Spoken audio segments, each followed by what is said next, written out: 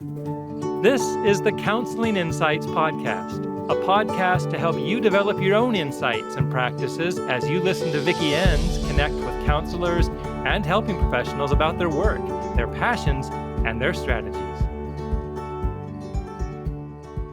Welcome to another episode of the Counselling Insights Podcast. I'm Vicki Enns and I'm your host.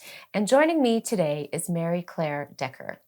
MC Decker is a registered psychologist who has founded Mindful Cycles after recognizing a significant gap in mental health care that doesn't recognize how emotional well-being can shift in sync with menstrual cycles. MC's own journey with chronic menstrual migraines further reinforced the need for an approach that acknowledges the profound link between hormones, the brain, and the nervous system. MC has completed the Menstrual Cycle Practitioner Program by the Center of Excellence and the Menstruality Leadership Program by Red School. In my conversation today with MC, we discuss the link between hormones, menstrual cycles, and mental health and our well-being. We discuss how familiar yet often ignored or avoided this impact is. And MC gives several tangible questions and strategies we can all use to pay more attention to ourselves as well as use with the people that we support. Welcome, MC.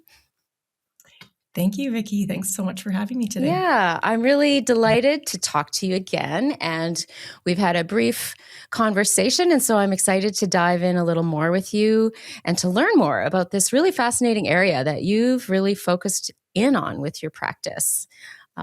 Yeah. And so maybe we can start there, even just saying a little more about some of what I said in the introduction, in your bio.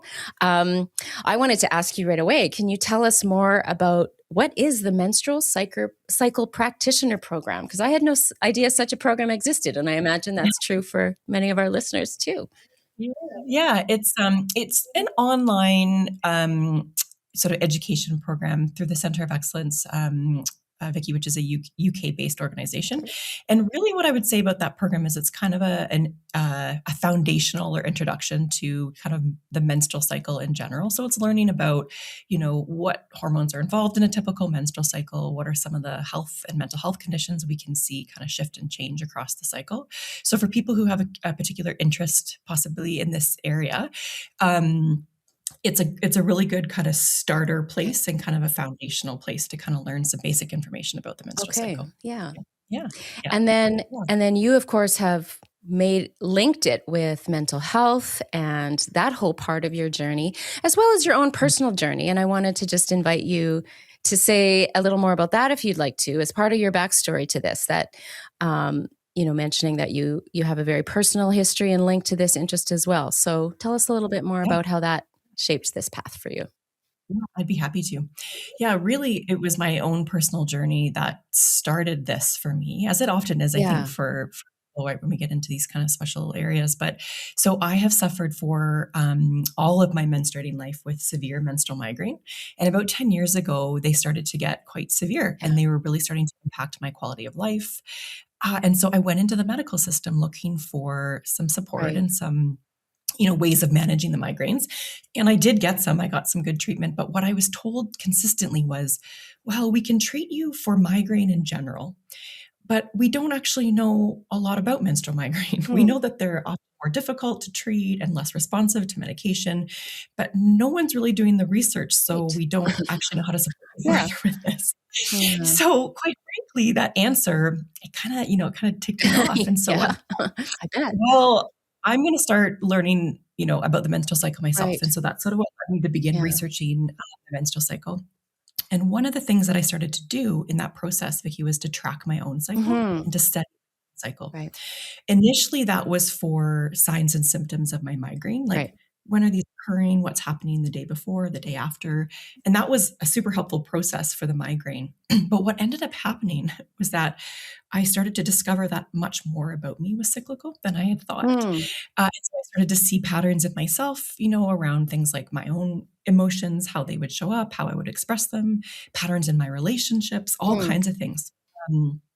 And I don't mean this to sound, dramatic or over the top, but this practice really changed my life. And so it got me thinking, okay, if getting to know myself through this lens was this helpful for me, there has to be something here that could support the people and clients that I'm Oh, working with as yeah. well. Yeah. Yeah, so then I went back into the research and started looking at that intersection of mental health and the menstrual cycle, and have kind of built my my knowledge base from there.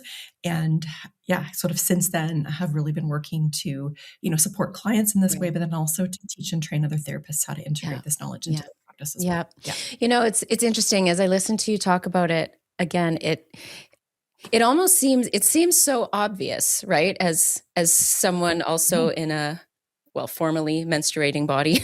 um, it's like of course and I think so many people I know like personally and we all know, we recognize these cycles or patterns, or we think we do. And then, as you mentioned, if we start to actually track and pay attention, it just makes so much sense that there are all these connections.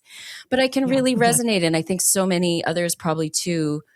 So often we maybe grumble about it with our friends a little bit, or partners or that sort of thing, but we just kind of push through and there isn't really Yeah. necessarily a lot of conversation about it. So I can really resonate with that lack of attention to this area of life, and maybe and even a feeling like we shouldn't talk about it too much, right? It's kind of got that ooh Yeah. factor or something like that. So I'm curious Yeah. what, as you Yeah. started to look at it more and learned so much about yourself, and then maybe Mhm. as you started talking about it with your clients, I mean, Mhm. what were some of the other patterns, or were there other ways what were Mhm. you hearing from other people as you started to talk about Yeah. it? Yeah. Yeah. Well, first of all, when I first started introducing this idea of paying more attention to the cycle, specifically with clients, Yeah. there was such an interest around it, Vicky. Like like exactly what you said, the way it lands for people is it's like, yeah, this makes Right. sense. Of course, how we experience ourselves and experience our emotions and experience our mental health symptoms changes across the cycle. It's like this feeling of like, yeah, how have we not been working with this more already? And so what I have found is when I first began introducing this into my work and into my client practice, clients were really interested in it. Like they Mm-hmm. curious about it. The idea of tracking their cycle was something that was somewhat Right. exciting. Yeah, let's check this out. And that's not me saying that, everything about mental health is cyclical. Right. Much of it's not, but some of it Right. is. And if we're not tracking the cycle, then we're not really, capturing that. And so the way, my experience is that talking about this with other people, it lands really well. Right. It lands really well for folks, and people are often quite curious and interested and want to know more. Yeah. Yeah, absolutely. And so if I understand right, I think kind of the foundation of this approach is this notion of how how you describe it yourself, which is working with our cycles and not against them. So, say a little more about that. Mhm. What does that look like? What does that Sure. mean? Mhm. Yeah, yeah. I think I've moved away a little bit from that language of against, because for Yeah. some reason it feels like that word in some ways implies if we're not working with the cycle, we're somehow causing harm, and Okay. that's not at Mhm. all. I think what I would say now, Vicky, as I've done this more and more, is it's about working with the cycle and not around it, Ah. like not Mhm. kind of bypassing it. I think is better language in a way. But basically, what that means is therapeutically, it's we meet people, we meet our clients where they're at, right? We talk about that a lot. We meet clients where they're at emotionally and where they're at kind of cognitively, but this is also about meeting people where they're at cyclically and understanding where is this person in their menstrual cycle today, in our therapy session, and what does that mean about how they're experiencing themselves, how they're experiencing their mental health symptoms, and what does it mean about what they're bringing to the therapy session, and also what they might be needing from me. So it's identifying the fact that the brain really changes across the menstrual cycle, and how we experience ourselves and our mental health symptoms does too. And so working in alignment with that just means that we're also holding a place in our therapy offices and therapy practice for where people are at cyclically, and using that to kind of help inform how we're supporting and working with our clients. Okay. Yeah.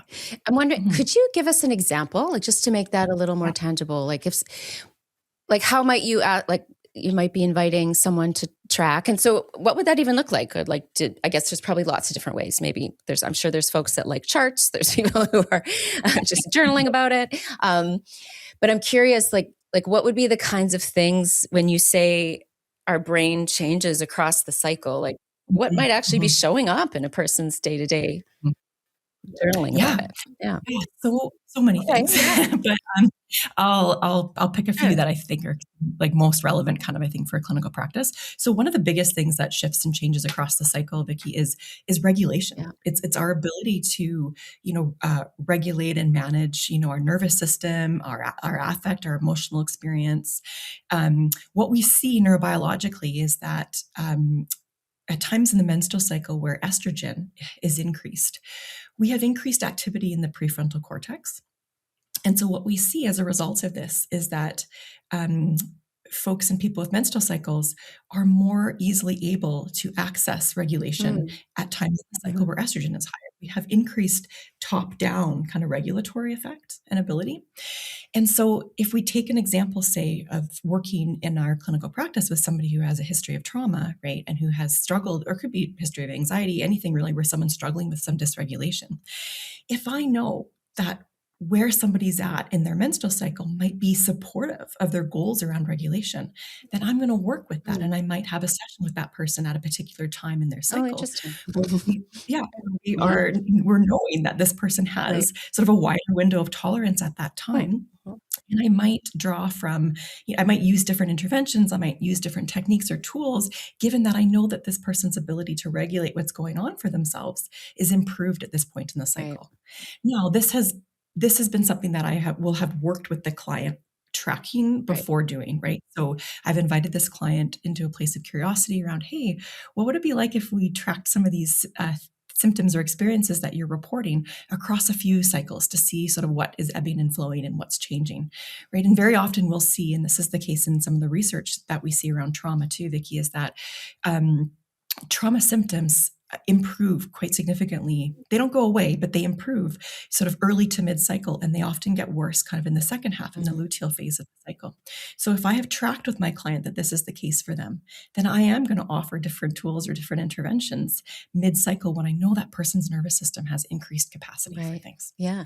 Does that make Yeah, sense? Is that? absolutely. Yeah, Yeah, yeah, absolutely. yeah. Yeah.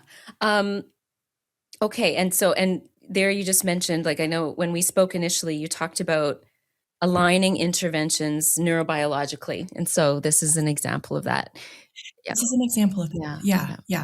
And so in this case, what I might do is if this client has noticed improved trauma symptom, like improvements in their Right. trauma symptoms mid-cycle, and worsening of their trauma symptoms or worsening of kind of their ability to, to regulate what's going on for them, I would maybe choose more of those, challenging or exposure or process-based interventions to do mid-cycle when we have that extra support of estrogen Mm. that's going to support the role of regulation. I might do that kind of mid-cycle, early to mid-cycle. And in the second half of the cycle, when that person's nervous system is a little bit more sensitized and maybe, is struggling to find regulation, I might focus more at that time in the cycle on some of those regulation skills and really slowing things down and supporting the client in terms of where they're at from a regulation perspective. Right. So that's sort of another example of how I would align the types of interventions I'm doing to Right. work with neurobiologically what we're seeing in the cycle. Okay. Yeah. Okay. So would it, just to make sure I understand, would it fit then, like, so early in or mid cycle? Of course, Mhm. every person is unique and depending on what they're coming to therapy for and what they're working on. However, that might be when you're doing maybe a little more actual processing of therapy, or sorry, of trauma, maybe like looking more directly at just difficult things, or Correct. exploring Yeah. different things, whether and using whatever modality counselors are using. Whatever. Yeah, yeah. Yeah. And then Yeah. later on, it might be focusing more on, we might say, resourcing or just settling, or Yeah. and and so that's interesting, because then I take from that you're working with the client's body, but then also in those moments, it's helping them grow those same capacities. Like they're deepening their Yeah. ability to do that for themselves, but they're going to gain the most benefit at those Yes, different times. absolutely. Okay, yeah, Yeah, it's just working. Yeah, and it's a really, for those of us who do practice kind of more, somatically or from an embodiment perspective, that we yeah, have to be able to include the menstrual cycle, yeah, in this. It's part of the bodily experience. absolutely, And so it really invites people into that somatic, aspect of themselves in a way that they maybe haven't done before. right. Yes, that's your summary there, Vicky, was exactly, exactly what I was saying. Yeah, Yeah. yeah. And Mhm. and it makes so much sense. Of course, as you just mentioned, the connection to a somatic focus, like what we're, and our emotions, like what we're feeling in our bodies. I imagine because this is my experience too, I imagine you also see people notice a lot of connection to where their beliefs go and their thoughts go, and how well they're able to manage that self-critic, perhaps, and that kind of stuff. Yeah. Yeah. What we often say is that the second half of the cycle, kind of that luteal phase, is sort of the natural home of the inner critic. Oh, the natural home of the inner critic. I like that. Yeah. Very validating, actually. That comes from, that's from my teachings from Red School. But yes, our thoughts, the types of emotions that we kind of have access to and are more prevalent for us also shifts and changes. But it's true that we often run into, increased sort of critical thinking in the second half of the cycle, or more negative emotions are sort of showing up there. And that's all to do with some of the shifts and changes kind of in the brain at that time. But exactly. And so then if I know that about my client, I can meet them there in the second half of the cycle. Say, okay, how do we want to work with your inner critic at this time? Knowing it's a little bit louder, right? It might be a little bit more difficult to quiet that part of you, but what can we do to support that? So it's using that knowledge in the interventions. Yeah.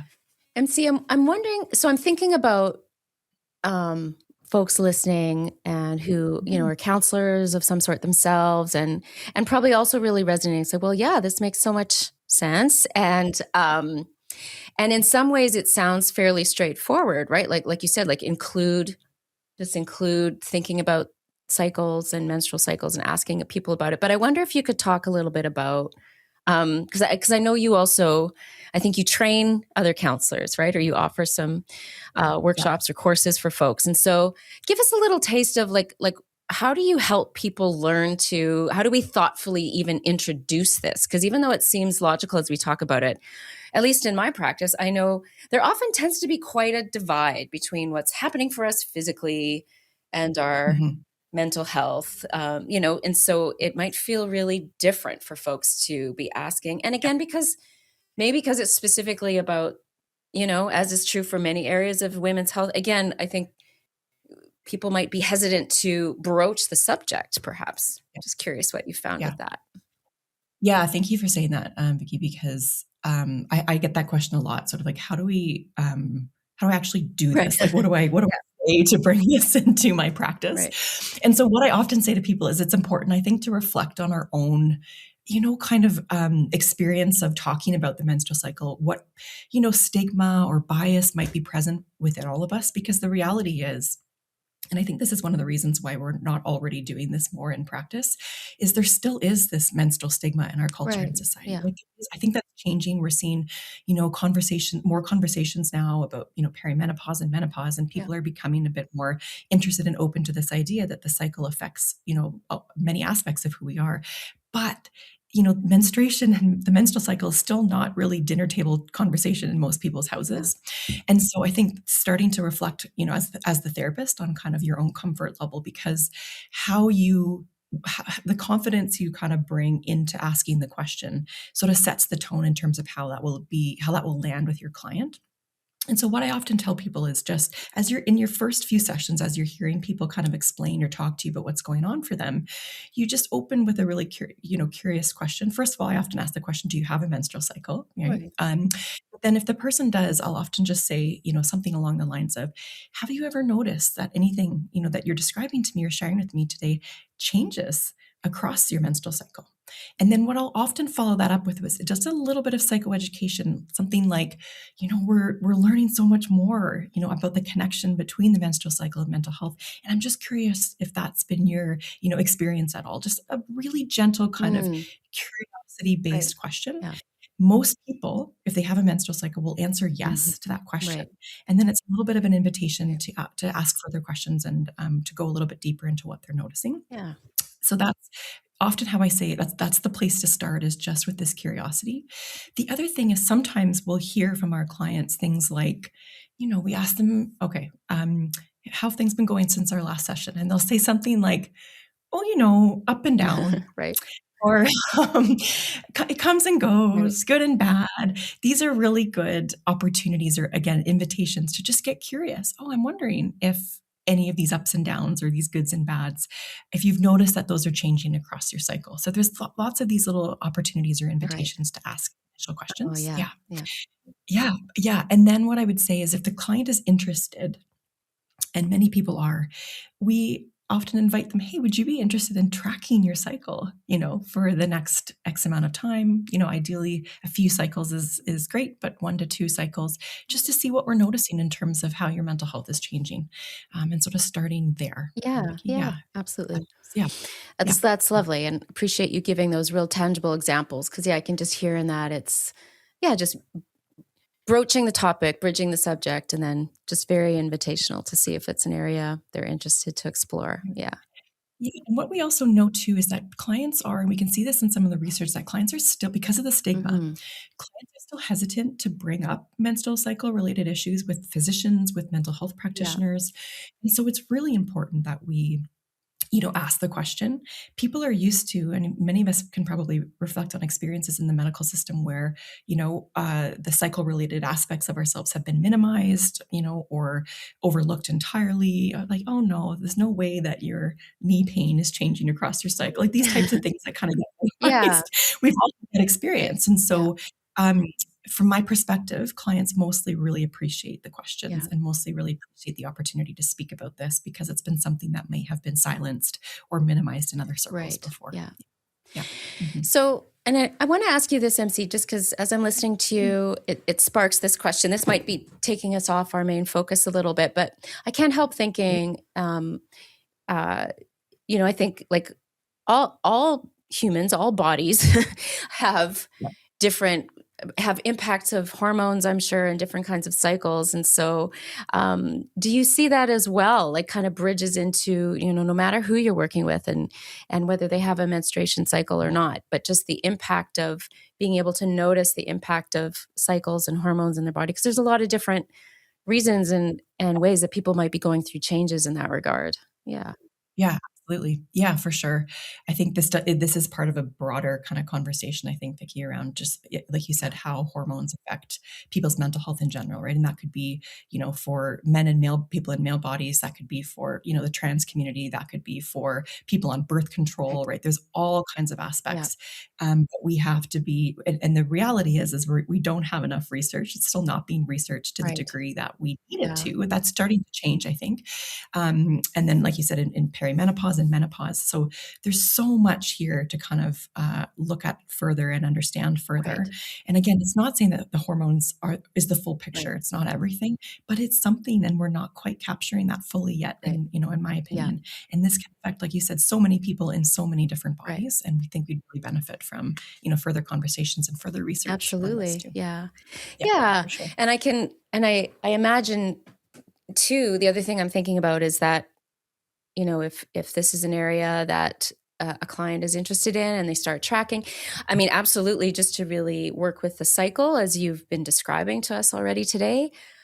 But I would imagine it also probably has so many other spill off benefits of just a greater awareness of the connections between our physical and emotional and mental, and just that interconnection of our whole nervous system. And so it Yes. probably just really has all these spill off effects into how a person understands themselves, and maybe even the counseling work that might be happening. Yeah, absolutely it does. Yeah. And, I often say there's a way of practicing, cycle tracking that has almost a mindfulness feel to it, because it's about kind of, pausing and inviting yourself to check in where you're at each cycle day to be like, how am I experiencing myself? What am I noticing, in my body, in my mind, in my emotions Right. today, and really being able to use that sort of cycle-based position to, anchor into getting to know ourselves. And it can be really applied to mindfulness-based kind of practices quite beautifully. If someone already has a mindfulness practice, it's quite easy to integrate sort of a cycle day check-in around that as well. Right. So That's absolutely. great. Yeah. Yeah. Yeah. Mhm. Yeah. So I'm wondering if you wanted to share any more, like you described beautifully already, kind of that initial question of like, how does one even start this, and introducing, perhaps including this into a person's practice. I know that then the next question will always be, okay, So once they bring back the information, now what? What's next? Yeah. And so I'm wondering if you are there some other strategies or steps or just things to think about that you'd like to describe that counselors can be aware of, that they can maybe start thinking about even using, or just be aware of this is something they could learn more about so they have an idea of what this process might look like. Yeah, what I often say for therapists that are looking to start this in practice is, if you and your client have decided that you want to sort of take some time and look at this person's mental health experience through this lens, then it does involve kind of inviting them to track their cycle. And what I always say is, just pick one or two things in collaboration with your client, just one or two aspects of your client's mental health that they're maybe curious to look at, whether there are cyclical related changes. So maybe this person's coming to see you because they have, some symptoms of anxiety. So maybe you're picking panic attacks. Do their panic attacks shift and change across the cycle? Maybe you're picking, their sleep or some other aspect that they kind of are already suspecting might shift and flow. So keep it really simple. Like, don't pick 10 things to start tracking. Good. Yeah, one or two kind of primary things. And then when that client sort of brings that information back to you, the exploration next is, hey, would you be willing to work with some of those changes in our therapy sessions? So we'll schedule a session where we're in that second half of the cycle and you're noticing the increase in anxiety or the increase in panic attacks. And we'll schedule a session earlier in the cycle just to see, what's coming up that day and what we might want to work with that way. And so it does sort of invite the opportunity to schedule sessions along the cycle, even just a few times, to get a sense of what your client is noticing and to support them in deepening their kind of experience and their awareness of where they're at cyclically and then what they need. So that's kind of another, it's sort of the next sort of level or layer of a key is actually looking at working at different points in the menstrual cycle to support your clients and really embodying these things that they're noticing. Yeah, that makes a lot of sense. And what popped in my mind right away that I could imagine talking with a lot of clients about is tracking sleep. And just different patterns there. Yeah, absolutely. Yeah, many things. Yeah. And I know earlier when we were you were describing the, introducing this, you're saying kind of then like using this awareness and working with the cycle alongside whatever counseling modalities that people already use. Are there, for yourself, are there particular modalities you like? Do you tend to work more somatically, or are there certain modalities that you find yourself just really conducive to pairing with this? Yeah, I have training in sensory motor psychotherapy, Vicky. So just for myself, I do tend to use some more somatic based interventions. And I do, I find the menstrual cycle, of course, works so beautifully with that because it's a part of our body and an aspect of our being.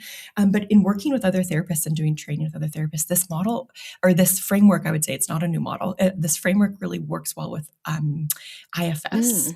So because the parts work and sort of exploring with people parts of self that come out cyclically, and that really changes for folks. So I've had some therapists who have done training with me who are, IFS trained therapists and have had a lot of curiosity about that, or some nice invitations to kind of explore parts work. So, but really, quite frankly, I feel that this can fit quite well with any modality, right? If you're CBT trained or DBT trained, just to be thinking from that perspective of, okay, once we understand some of these neurobiological underpinnings, what are the interventions and the tools for my own model that might support times in the cycle where there's less regulation, as an example, or more regulation, or where there's better mood or worsening mood.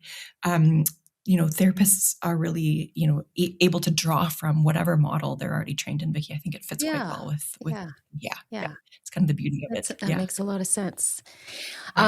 Did you have any examples you wanted to share of just more from a client perspective? What are some of the shifts you've seen happen for people that kind of stand out for you? One of the biggest shifts that I've seen, it's coming into relationship with the menstrual cycle completely different. It's about this sort of reclaiming the idea that being in a cyclical body is, we've been told a really bad narrative about this in our culture, that it's a bad thing. And, we have we're hormonal and we're emotional, we're all these things. But when a client learns how their neurobiology changes across the cycle, how they experience themselves change, what they need changes, it really is an empowering process to kind of reclaim what it means to be in a cycling body. And so some of the biggest shifts I've seen is just that people approach, for example, the premenstrual phase, which is often the most tricky and challenging phase from a symptom perspective. When we understand that part of the cycle differently, it becomes less distressing. Our sometimes what we experience at that time just naturally shifts and change because we have a different relationship to it now. It's like we're able to honor it for what it's doing, the role it's playing, that it's actually it offers us wisdom and information about who we are and other aspects of our being. And so honestly, one of the biggest shifts or transformations is just, the change in the relationship to being in a cycling body and what that can really do to support somebody's mental health. Yeah. Right. Yeah. That's Yeah. really neat. And I would imagine, these would be really interesting conversations also to just, for you, it must be interesting to notice across the lifespan as well, the different kinds of patterns and what that evokes. And even what you were just saying there, like just coming into relationship. I don't know, maybe this is linked with where I'm at in my own journey. I'm perimenopausal, somewhere in that territory. And what actually came to mind is, I think for maybe people at my stage of life or even later, there can also be a little bit of grief, I think, over maybe having been disconnected from one's body for decades, right? That sort of thing. So there's all kinds of layers, I'm sure, that come out in this work. Yeah, absolutely. That's a really good point. So there have been, when we learn about sort of the potential and power that is within the menstrual cycle, there can be grief if we haven't experienced that, or that lens has been left out of our experience. Right. Yeah. After. And then I do, really believe this model or this idea is really helpful for folks who, are in that perimenopausal transition where their cycle might be changing a little bit. But if we have if we already know how to be in relationship to our cycle and we know how ourselves across the cycle, it's really supportive of those perimenopausal years when things really start to kind of ebb and flow and change, not necessarily in that typical cyclical pattern. Right. This can be a really sort of foundational piece to come into those perimenopausal years with, and a way of having known yourself to kind of hold you through those changes as well. So I think it's helpful if we can do this earlier, right? So that when people go through that important change, they've got some of that information already. Yeah. Well, I don't know that you use this word, but the word that comes to mind is compassion. Like, it just seems like it's such an opportunity to probably bring in a sense of, well, as you said, becoming in relationship with our own bodies, our own cycles, and perhaps bring in a sense of compassion in an area that has just often probably for many people felt like a challenge, right? And kind of battling with our own bodies a little bit. So absolutely, that's really powerful. Yeah, to be able to work with that. Absolutely. Yeah. It's really powerful. Yeah. I'm curious how, earlier you made a comment about, that we are seeing in general, there's a lot more public conversation about perimenopause and menopause these days than, quite a lot of shifts even in the last just few years. And so I'm curious, do you feel like you're seeing that gap in between our cycles and mental health? Are you feeling some hope, I guess? Do you feel like you're seeing it being filled at all, or what do you feel like you're seeing happening? Yeah, I'm definitely feeling some hope. I think, I think there's just increased curiosity about this to begin with. There's increased openness to the idea of this, and there seems to be something, like you said, something kind of happening or shifting right now culturally, collectively, I would say, to kind of, there's a desire, I think, to sort of reframe what the menstrual cycle means, and I think I am, anywhere where I've been doing, trainings, or whether that's in healthcare or in nonprofit settings, there's this acknowledgement of, yes, we need this. And like you said, this makes sense. And how are we not already doing this? And so there does seem to be this moment kind of collectively, I think, Vicky, where we are just hearing more about cycles, hearing more about hormones. And so I am really hopeful that there could be some changes here, as there's still the gap, but I think we're moving in the right direction. Absolutely. Yeah. That's very exciting. It is. Yeah. And so, so want to bring it back to you and your work, and curious. Yeah, I know you obviously have a very curious and creative mind, and so I imagine you're continuing to learn and build on this. And so, wondering, what kind of projects are you working on now, or just what are you thinking about as in the future for this kind of work? Yeah. I have like big, I have big dreams, visions for work. But yeah, I would love to be able to see, someday in academic circles and when we're in our doing our masters in counseling, that there is some kind of a module, at least a moment where we're talking about this, Right. in our training. So I have this big idea that we can shift the field of psychotherapy and somehow to at least have a little bit more information about this and to be a bit more inclusive. Of this information. But for myself, that's really where my passion is bringing this information more into the psychotherapy field. So I have, over the past few years, I have been facilitating, workshops and trainings in various settings. And I've had some questions about making it a bit more accessible. So I'm taking it online this year in the fall. I will be offering a program where folks can learn more about this and can learn, like you were sort of asking, Vicki, sort of the steps of this process, how to introduce cycle tracking into your therapy practice, and, a deeper dive into kind of the neurobiological aspects of this, and then how to work with your clients across the 4 phases of the menstrual cycle. And before that time, though, I will be offering, in a few days' time, I will be offering a webinar on integrating the menstrual cycle into psychotherapy. And I'll be offering that again in the fall on September the 16th for folks who are curious about this and may want to learn a little bit more. I will be offering another webinar on September the 16th to learn more as well. So I've got lots of things in the sort of in my mind and lots of projects on the go, Vicki, because I really, really want this information to be, in the hands of every therapist, for our clients and for ourselves. It's so important. Yeah. Yeah, sounds really great. And we'll get the links from you and that information, and we'll include links to find these courses you're talking about, and find your website in the show notes so folks can learn more or find out how to connect with some of your teaching. So sounds absolutely. really good. Thank you, Vicki. Good. Yeah. Mm-hmm. Well, MC, this has been really delightful. And so I just want to really thank you for, thank you for your work and your passion and for persevering. And because I know it's not easy to dive in, especially as first you were trying to look after your own health, and then just to be able to really bring that to the rest of us and offer that as a bridge to learning more about ourselves. Really appreciate your work and your conversation today. Thank you so much, Vicki. Thank you so much for having me. I'm just happy to share this information with anybody. So I really appreciate the invite onto your podcast. Yeah, it's been Wonderful. Great. Thank you. Mm-hmm. Thank you. Good. And to you, our listeners, thank you for joining us. And I hope you enjoyed our conversation today, and come back for the next one in a month's time. And so until then, be well and stay curious. Looking for free resources and training in the areas of trauma, counseling, and mental health? Be sure to check out our website at www.ctrinstitute.com.